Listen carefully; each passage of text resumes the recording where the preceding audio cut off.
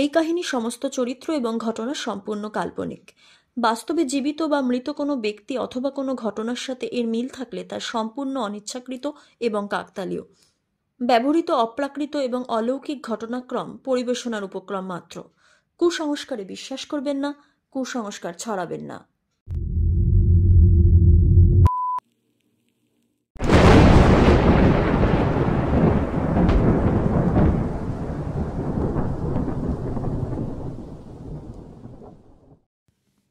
নমস্কার, আপনারা শুনছেন 221B হ্যারিসন রোড, বাংলার ভূত বাংলার ভয়, উল্টোপাল্টা গল্প নয়। আজ আপনারা শুনবেন তালদিঘির এপিসোড নাম্বার 37, ঝড়ের রাতে হাসপাতালে।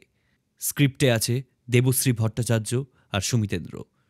অভিনয়ে আদিত্য বসু, বর্ণালী দে বর্মন, সুমিতেন্দ্র, শুভদীপ আর আমি প্রত্যয়। This video is sponsored by the members of 221B Harrison Road.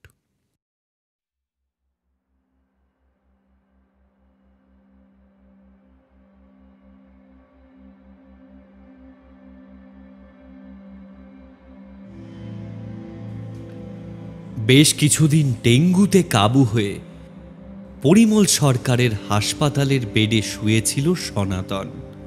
এখন খানিকটা সুস্থ। দুর্বলতা একটু থাকলেও আস্তে আস্তে সেটাও কাটিয়ে উঠছে সে। কালই ছুটি হয়ে যাবে হাসপাতাল থেকে।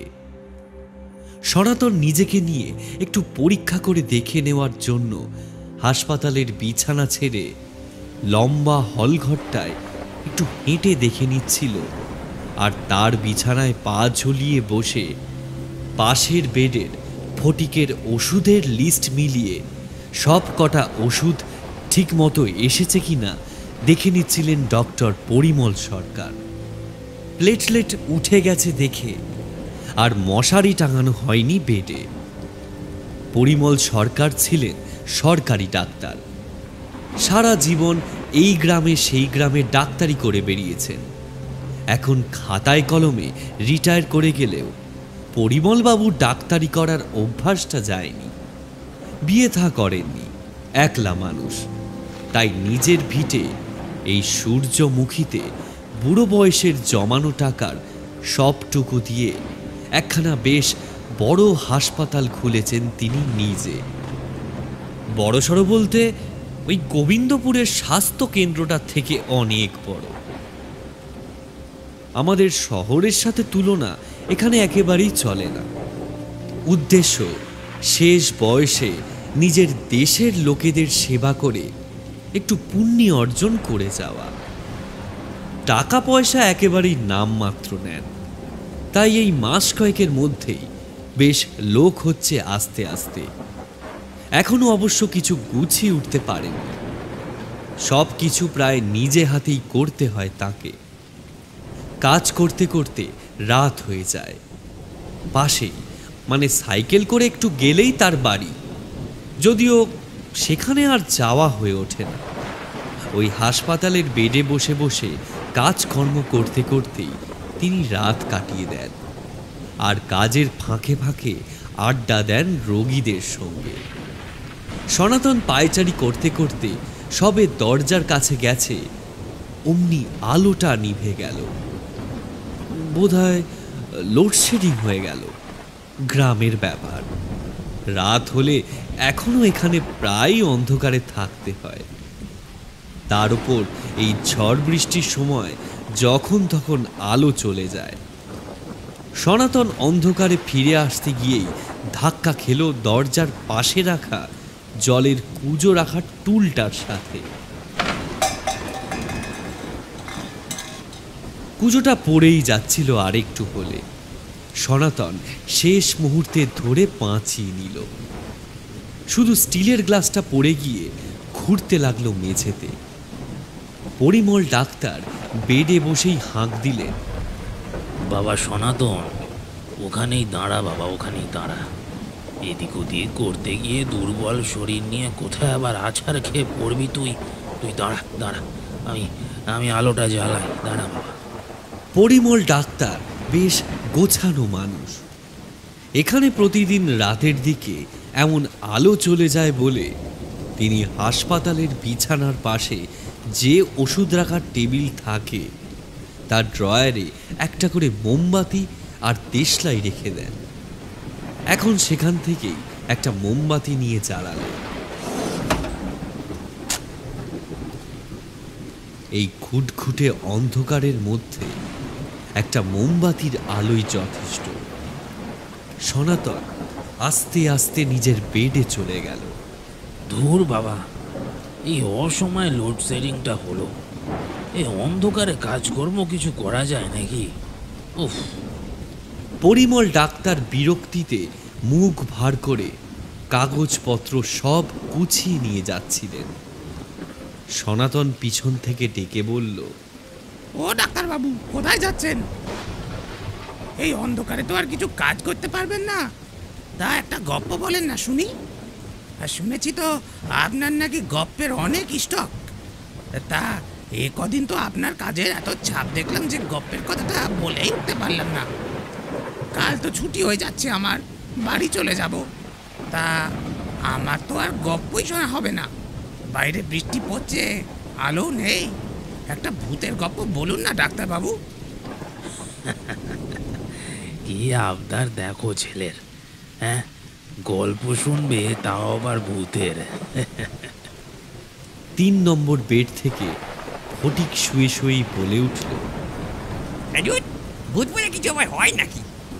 বেচারা ফটিক কালকেই দাদার সাথে সাইকেল নিয়ে বাড়ি ফেরার পথে রাস্তায় একটা জল ভরা চোরা গর্তে পড়ে পাটা একেবারে বাজেভাবে ভেঙে ফেলেছে। অপারেশন করতে হয়নি, তবে সেটিং করতে হয়েছে। এতক্ষণ ইঞ্জেকশনের কামড় খেয়ে ও ঝিমিয়েছিল। এখন গল্পের নাম শুনে নড়ে চড়ে বসেছে। পুরো গল্পের পোকা ফটিক। শুনতে ভালোবাসলেও এই ভূত টুতকে কোনোদিনই আমল দেয় না সে। খালি এইসব গল্প শুনলেই ফাজলামি মারে। অথচ সে যে একবার নিজেও তেনাদের খপ্পরে পড়েছিল সে কথা তার মনে নেই। মানে অনেক দিন হয়ে গেছে বলে নয়, ওই ঘটনার পরের দিন থেকেই তার কিছুই মনে নেই। না রে ভাই, এটা এটা তুই বলিসনি। ভূত অবশ্যই আছে। আমি নিজে সারাটা জীবন বিজ্ঞানের ছাত্র ছিলাম, ডাক্তারি করে পেট চালিয়েছি। তবু এটা মানবো যে ভূত কিন্তু আছে। সনাতন এবার বলে উঠল, সত্যি আপনি দেখেছেন নাকি ভূত? যদ্দূর জানি আপনি তো শোনা কথায় তেমন বিশ্বাস করেন না। এটা তুই ঠিকই বলেছিস সনাতন। আমি শোনা কথায় বিশ্বাস করি না।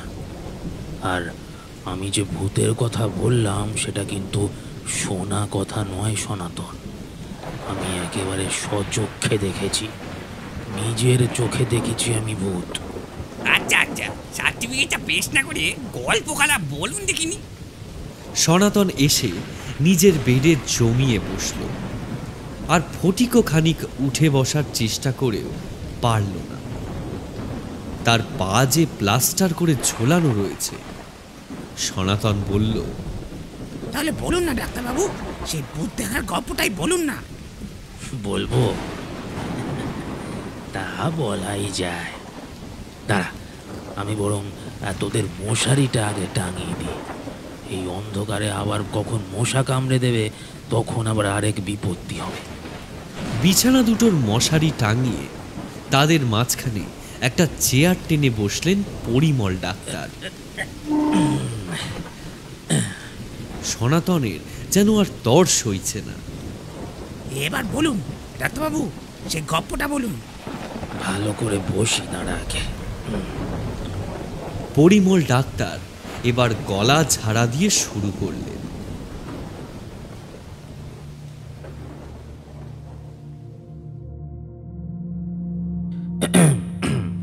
তো তখন আমি সবে ডাক্তারি পাশ করেছি।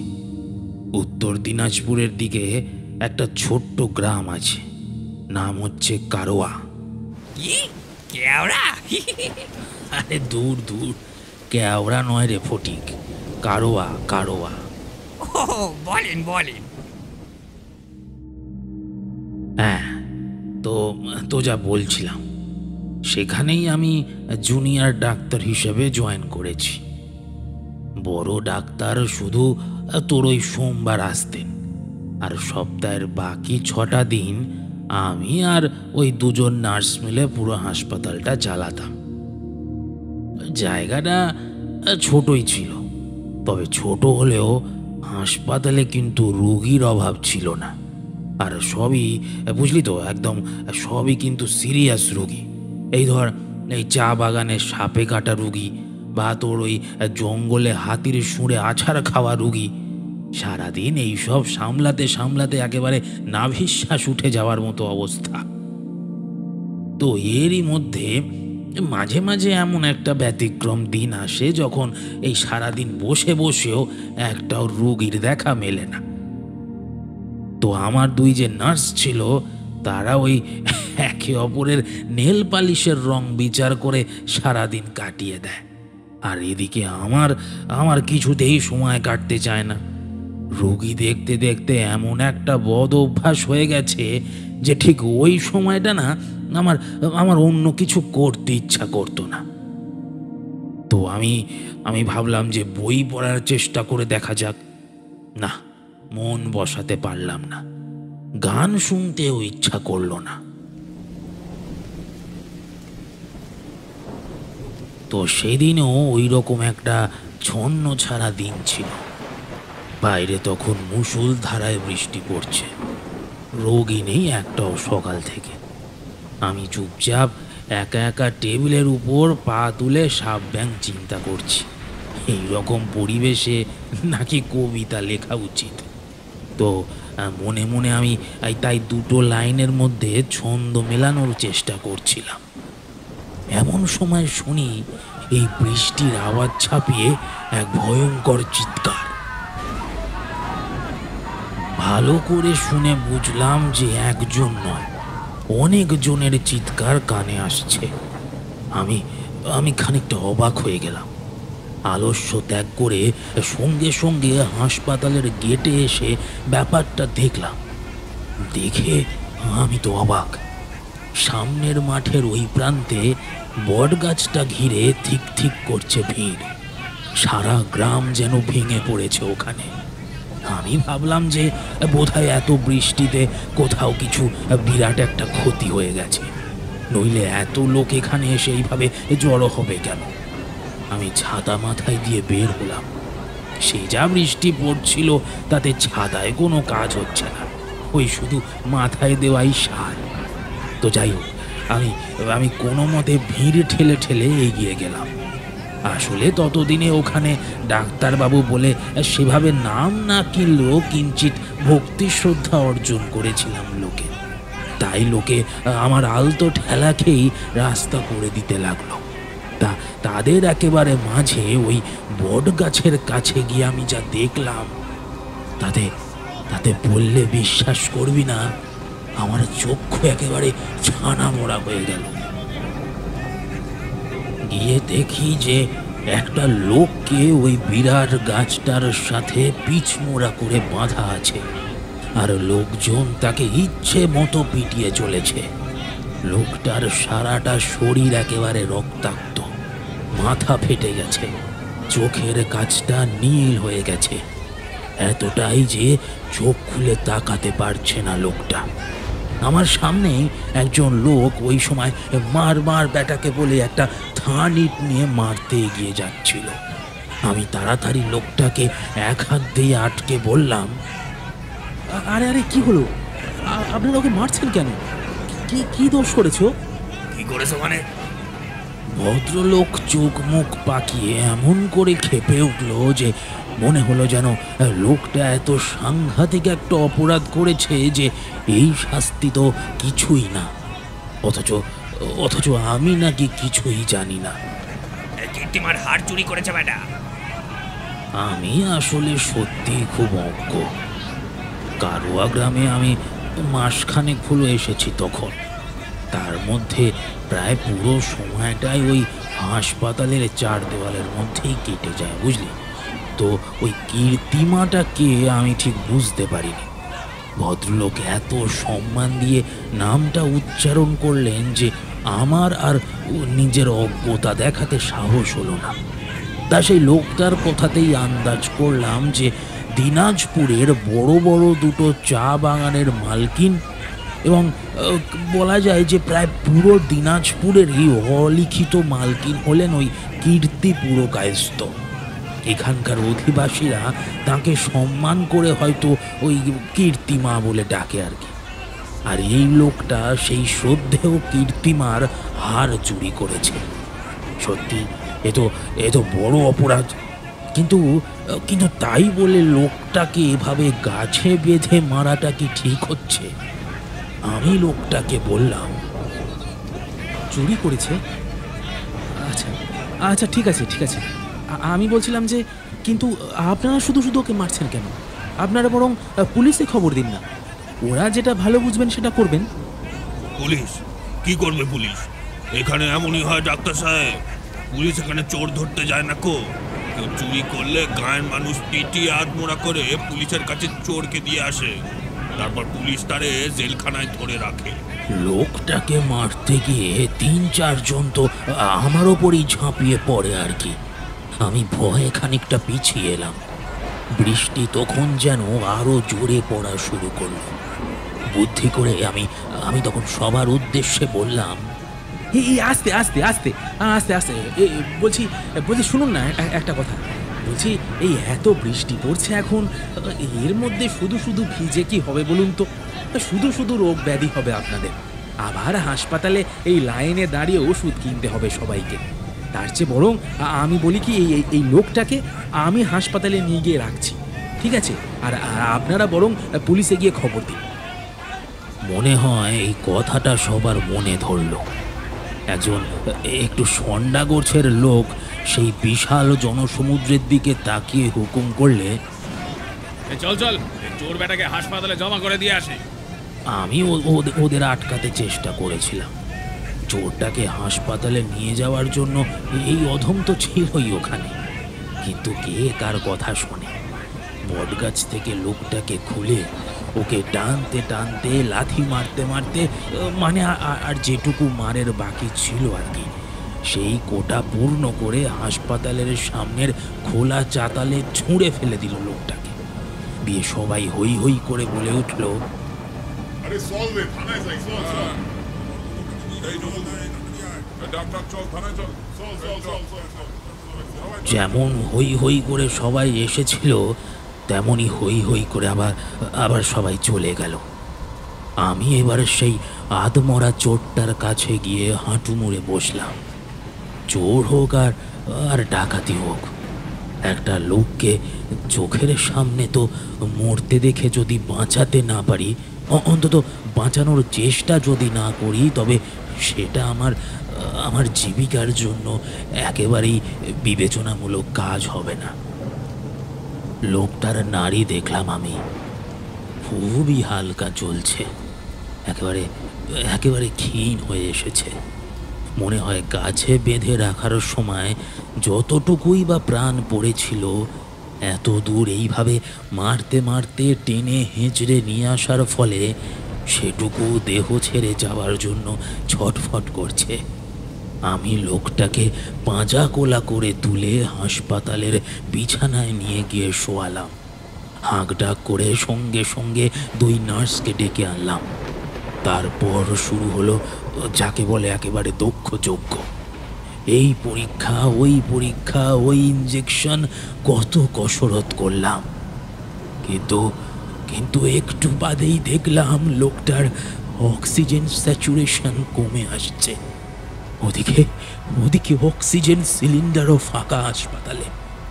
10 মিনিটের মধ্যে আমার সব কসরত জলাঞ্জলি দিয়ে লোকটা মরে গেল চোখের সামনে। ঠিক ওই সময় আমি পুলিশের গাড়ির আওয়াজ পেলাম। আমাকে কিছু বলতে হলো না, আমার মুখ দেখেই ইন্সপেক্টর মশাই সব বুঝে গেলেন।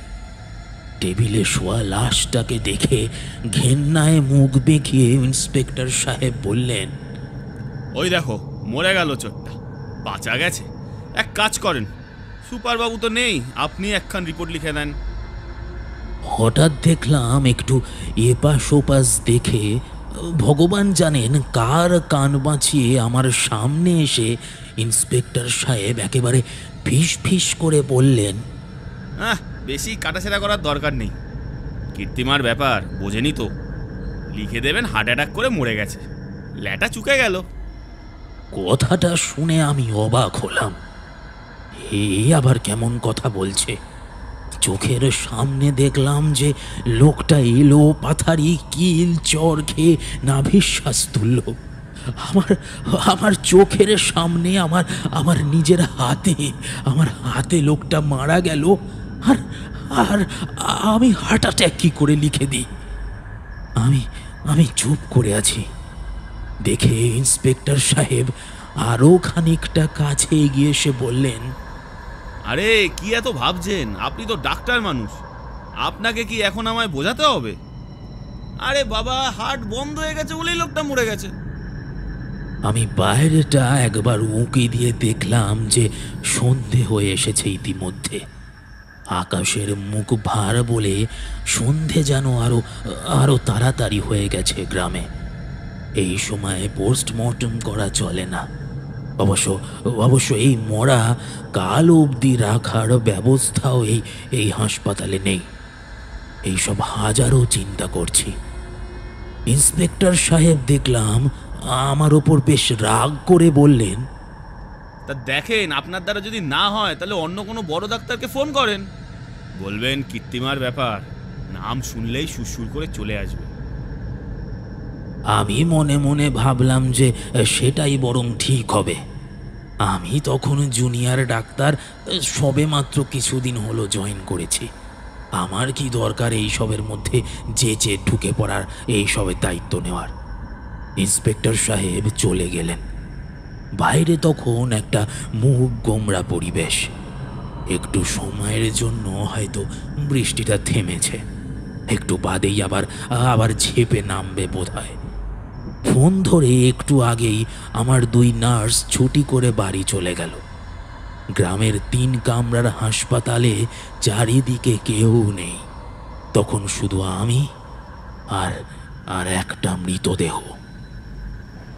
পোস্টমর্টেমের টেবিলে ওই নগ্ন মৃতদেহ পড়ে আছে, আর ঠিক ওপরে একটা হলদে ঝুলন্ত আলো দুলে চলেছে ক্রমাগত। আমি মৃতদেহের দিকে পিছন ফিরে টেবিলে রাখা ফোন থেকে একের পর এক ফোন করে চলেছি আমার সিনিয়রকে।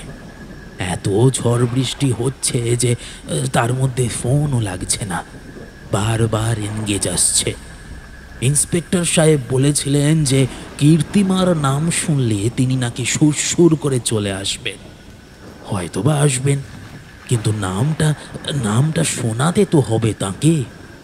12 ফোন করার পর ফোনটা তুললেন আমার সেই সিনিয়র ডাক্তার। আমার কাছ থেকে সব শুনে তিনি বললেন, তা গিয়ে কি হবে, লিখতে হবে তা তো জানি। তুমি এখন বরং এক কাজ করো, বডিটা ওখানে রেখে ভালো করে তালা মেরে নিজের ঘরে গিয়ে আরামসে একটু ঘুম দাও। আমি কাল সকালে যা লেখা লিখে নিয়ে যাব, ঠিক আছে? ফোনটা কেটে গেল। আমি আরও কয়েকবার চেষ্টা করেছিলাম, কিন্তু ওই ডাক্তার আর ফোন ধরেননি। আমি তখন ঠিক কি করব বুঝতে পারছি না। হঠাৎ মনে হলো যে আমার ঠিক পেছনে কে যেন আমার কাঁধের কাছে মুখটা ঝুঁকিয়ে দাঁড়িয়ে আছে। সে একটা ঠান্ডা বরফের মতো হাত আমার পিঠের ওপর কে যেন বুলিয়ে চলেছে, আর ফিস ফিস করে আমার কানে কানে বলছে, কি গো ডাক্তার, কেউ এলো না? একটা মানুষকে পিটিয়ে মেরে খাতায় লিখে দেবে হার্ট বন্ধ হয়ে মরে গেছে। কি সহজ ব্যাপার, তাই না? হার্ট হার্ট চলা বন্ধ হলেই তো মানুষ মরে যায়। আচ্ছা, হার্ট চলা বন্ধ হয় কেন? কথাগুলো শুনে আমার হার্ট তখন টকবক করে দৌড়তে শুরু করেছে। অনেক অনেক কষ্টে ঘাড় ঘুরিয়ে দেখি আমার আমার ঠিক সামনে সেই মৃতদেহটা একেবারে সোজা হয়ে সশরীরে দাঁড়িয়ে আছে। মাথার সামনের দিকটা কেমন যেন অদ্ভুতভাবে বাঁকানো, সারা শরীরে আঘাতের চিহ্ন, কপালের কাছে অনেকটা জায়গা হয়ে আছে। আমার আমার হাত পা যেন চলছে না। তখন পিছিয়ে যেতে গিয়ে ধাক্কা খেলাম ওই ফোন রাখার টেবিলটার সাথে। ফোনটা ধাক্কা খেয়ে মাটিতে পড়ে গেল সঙ্গে সঙ্গে। রিসিভারটা কেবল টেবিলের একটা কোণার থেকে ঝুলছে। কি বলে যেন এক পলকের জন্য সেদিকে তাকিয়েছিলাম, আর তার পরের মুহূর্তে সামনে তাকাতে দেখি একে আমার সামনে তো কেউ নেই। মর্গের টেবিলটাও ফাঁকা। আমি পাগলের মতো ফোনটা তুলে ডায়াল করে কানে দিলাম রিসিভারটা। কোনো আওয়াজ নেই, ডেড হয়ে গেছে বোধহয় ফোনটা। জানলার বাইরে একটা হালকা নীল আলো ঝলকে উঠল। বাজ পড়ল বোধহয়। যে একটা মাত্র আলো দুলছিল টেবিলের উপর, সেটাও নিভে গেল হঠাৎ করে। বাইরে শুধু ঝমঝম করে বৃষ্টি পড়ার আওয়াজ শোনা যাচ্ছে। ঘরের মধ্যে একটা জমাট বাঁধা অন্ধকার, একটা ঠান্ডা বরফের মতো হাওয়া আমার চারদিকে ঘুরপাক খাচ্ছে যেন।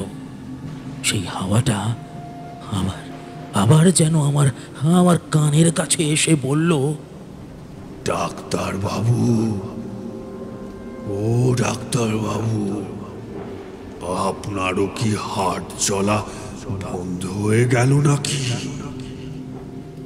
ভয় পাবেন না, আপনার কিছু হবে না। আপনি আমার মরার সাক্ষী ছিলেন তো। এখন আরো কয়েকটা মৃত্যুর সাক্ষী হতে হবে। কাল রাত বেরোবার আগে বেশ অনেকগুলো রিপোর্ট লিখতে হবে। হঠাৎ শুনলাম হাসপাতালের বন্ধ দরজায় লাঠির বাড়ির আওয়াজ হচ্ছে। আমি যেন এতক্ষণ বাদে একটু শ্বাস ফেললাম। বাইরে থেকে ইন্সপেক্টর সাহেবের গলা পেলাম। লাশটাকে আজই পুড়িয়ে দেওয়ার অর্ডার আছে। যা লিখেছেন, আর যদি নাও লিখে থাকেন কাল থানায় লিখে জমা দিয়ে দেবেন। ও ডাক্তার, দরজাটা খুলুন না। আমি তখন অন্ধকারের সাথে একেবারে মিশে বসে আছি। কিছু বলার মতো সাহস নেই। সেই ঠান্ডা হাওয়াটা আবার আমার চারদিকে ঘুরে বেরিয়ে আমার কানের কাছে এসে ধমক দিয়ে বলল, কি হলো? শুনতে পাচ্ছেন না? দরজা খুলতে বলছে তো। দরজাটা খুলুন। উঠে দাঁড়াতে পারছেন না? আমি হাতটা ধরবো নাকি? সর্বনাশ! আমি পড়ি কি মরি করে উঠে দাঁড়ালাম। ভেবেছিলাম দরজা খুলেই হড়বড় করে সব বলে দেব, কিন্তু দরজা খুলতেই আমি ঘাবড়ে গেলাম। বাইরে খোলা বারান্দায় একটা টিউবলাইট ঝড় বৃষ্টির সাথে যুদ্ধ করে এখনো বেঁচে ছিল। সেই আলোতে দেখলাম যে শুধু ইন্সপেক্টর সাহেব নয়, ওই বটগাছের সামনে যে লোকগুলোর সাথে আমার সকালে কথা হয়েছিল তাদের মধ্যে কয়েকজন রয়েছে। ওই সন্ডা মার্গা লোকটাও রয়েছে, আর আছেন একজন বেশ একটু অভিজাত গোছের ভদ্র মহিলা। তাকে ঘিরে তার প্রায় ওই 4-5 জন স্তাবকের দল। একজন আবার ছাতা ধরে আছে মহিলার মাথার উপর। এই সব আভাব দেখেই আন্দাজ করলাম যে ইনি বোধহয় কীর্তিমা। আমি কিছু বলার আগেই ইন্সপেক্টর সাহেব আমায় প্রায় ধাক্কা দিয়ে ভেতরে ঢুকে এলেন। আরে কি ব্যাপার, কি আলো নিভিয়ে রেখেছেন কেন? ঘরে একটা আস্ত মরা রয়েছে, আর দারুণ সাহস তো আপনার। আসলে আসলে স্যার ওই লাইটটা কেটে গেল হঠাৎ। হ্যাঁ, তাই নাকি? ইন্সপেক্টর সাহেব পরীক্ষা করতে করতে আন্দাজে সুইচ বোর্ডের দিকে এগোতে লাগলেন। তারপর এক অদ্ভুত ব্যাপার ঘটল। হঠাৎ করে সুইচটা টিপতেই আলো জ্বলে উঠল। এই তো আলো জ্বলছে, নিজেই নিভিয়ে রেখে এসব কি সব বলছেন? স্যার বলছিলাম কি, এই আলোটা তো একটু আগেই নিভে গিয়েছিল। আমার কথা শুনেই ইন্সপেক্টর সাহেব অমনি হম্বিতম্বি করা শুরু করলেন। ওই দেখো আবার বেশি কথা বলে। স্পষ্ট আমি সুইচ টিপে আলো জ্বালালাম, আবার নাকি বলে আলো কেটে গিয়েছে। কীর্তিমা মুখ টিপে হেসে বলে উঠলেন, আরে ছাড়ুন না, আমাকে দেখেই আলো জ্বলে উঠেছে। হ্যাঁ হ্যাঁ, তাই হবে তাই হবে। ইন্সপেক্টর সাহেব একেবারে 32টা দাঁত বের করে হেসে উঠলেন। কীর্তিমা এবার এগিয়ে গেলেন মৃতদেহটার দিকে। ইস, বড্ড মেরেছিস রে বেচারাকে। কি আর এমন দোষ করেছিল বেচারা? শুধু তো একটু মজুরি বাড়াতে বলেছিল, তাতেই বুঝি এমন করে মারতে হয়? আমি হাঁ করে তাকিয়ে রইলাম সেই কীর্তিমার দিকে। কি বলছে কি এই মহিলা? তার মানে এই লোকটা চুরি করেনি। আমাকে ওভাবে তাকিয়ে থাকতে দেখে ভদ্র মহিলা এবার হাসতে হাসতে আমার দিকে এগিয়ে এলেন। নতুন ডাক্তার বুঝি? কিছুই বুঝতে পারছেন না, না?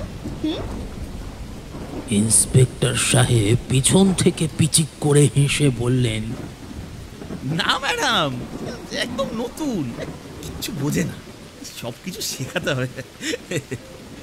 কীর্তিমা এবার আমার আরো কাছে এগিয়ে এলেন। একটা মিষ্টি গন্ধ এসে ঠেকলো আমার নাকে।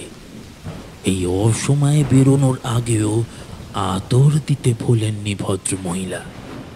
মুখে একটা তীক্ষ্ণ হাসি মেখে বললেন, আহারে, একেবারে কচি ছেলে তো। আসলে কি হয়েছে বলো তো ডাক্তার? আমার হার ও চুরি করেনি। কীর্তিমার গলা থেকে হার ছিনিয়ে নেবে এত সাহস আছে নাকি এ তল্লাটে কারো? ও আমার চা বাগানের মজুর। ব্যাটার এত সাহস, একেবারে আমার সামনে এসে বলে মজুরি বাড়ানোর কথা, তাও আবার উঁচু গলায় বাকি মজুরদের সামনে।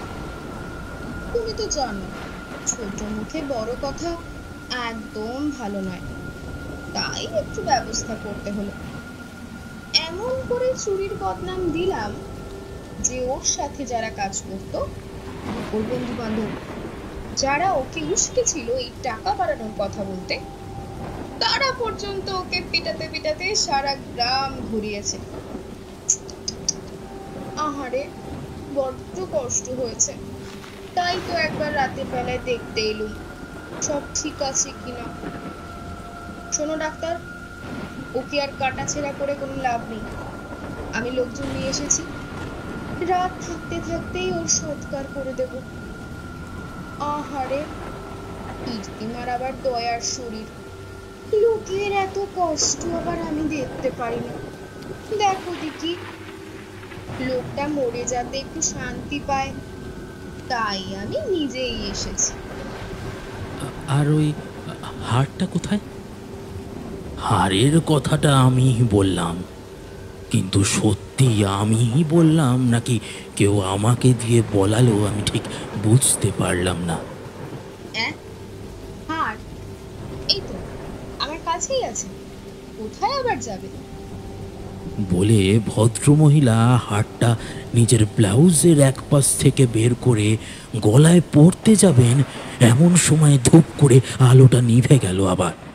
আর তখনই আলো আঁধারিতে মনে হলো কে যেন গলাটা টিপে ধরেছে তার। ভদ্রমহিলা ব্যথায় একেবারে কোকিয়ে উঠলেন। এবার সবাই দেখলো যে ভদ্রমহিলার পেছনে একটা কালো অবয়ব ফুটে উঠেছে। সেই অবয়ব একটু একটু করে স্পষ্ট হয়ে উঠছে। টেবিলে শুয়ে থাকা মোড়াটা এখন 2 হাত দিয়ে চেপে ধরে আছে কীর্তিমার গলা।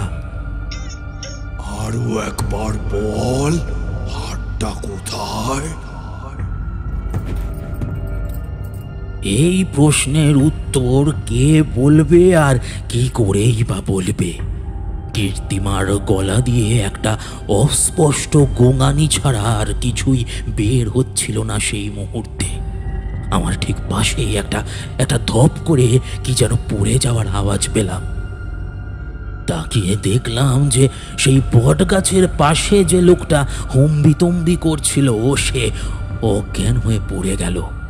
সেদিকে একবার একটা ঘেন্না দৃষ্টিতে তাকিয়ে ভূতটা বলল, ওই দেখো, এরও এবার হাট চলা বন্ধ হয়ে গেল।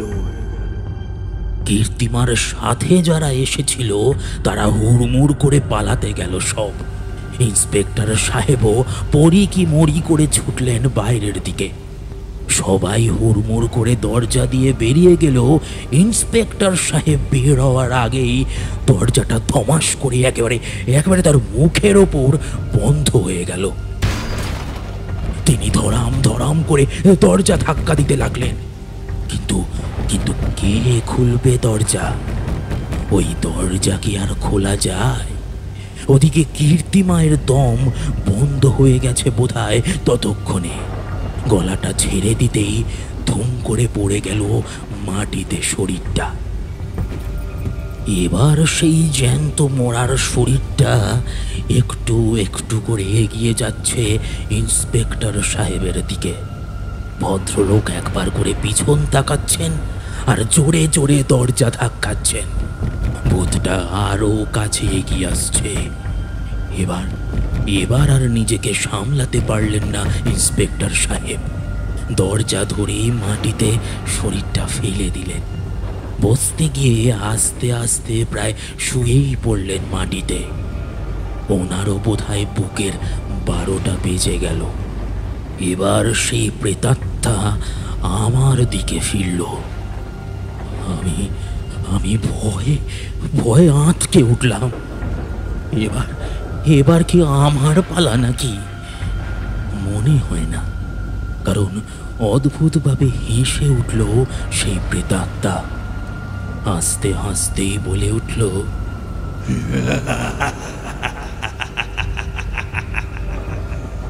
ডাক্তার, এদের সকলের রিপোর্টটা আপনি লিখে দিন। হাট বন্ধ হয়ে সবাই মরে গেছে। আপনি তো ডাক্তার, আপনাকে আর কি শেখাবো? হাট চলা বন্ধ হলেই তো মানুষ মরে যায়।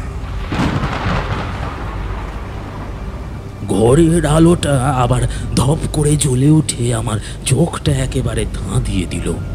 চোখ দুটো একেবারে কুঁচকে গেল আমার। সেকেন্ড কয়েক পরেই আমি চোখ খুলে অবাক হয়ে গেলাম। বডিটা মর্গের টেবিলের ওপরেই রাখা, এক চুলও নড়ছে না। একেবারে নিথর, একেবারে নিশ্চুপ। আর নড়ছে না ঘরের মেঝেতে পড়ে থাকা 3টে ঠান্ডা শরীর। আমি তখনও পাথরের মতো দাঁড়িয়ে আছি। কতক্ষণ যেভাবে কাটলো তার কোনো হিসাব ছিল না। একটু পরে দেখলাম পূবের আকাশটা একটু একটু করে ফর্সা হচ্ছে। জানলা দিয়ে সেই মেঘলা ভোরের ফিকে আলো একটু একটু করে ঢুকছে ঘরটায়। তবে এই যাত্রায় আমি বোধহয় বেঁচে গেলাম।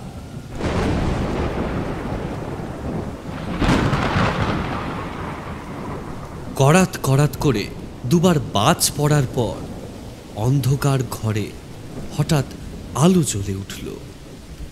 আর আলো জ্বলতেই শোনা গেল একটা গো গো শব্দ। চমকে উঠল সবাই।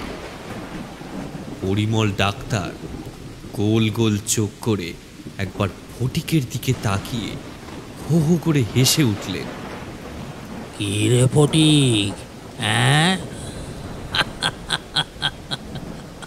দেখ দেখ দেখ, ভয়ে বেচারার দাঁত কপাটি লেগে গেল বোধহয়।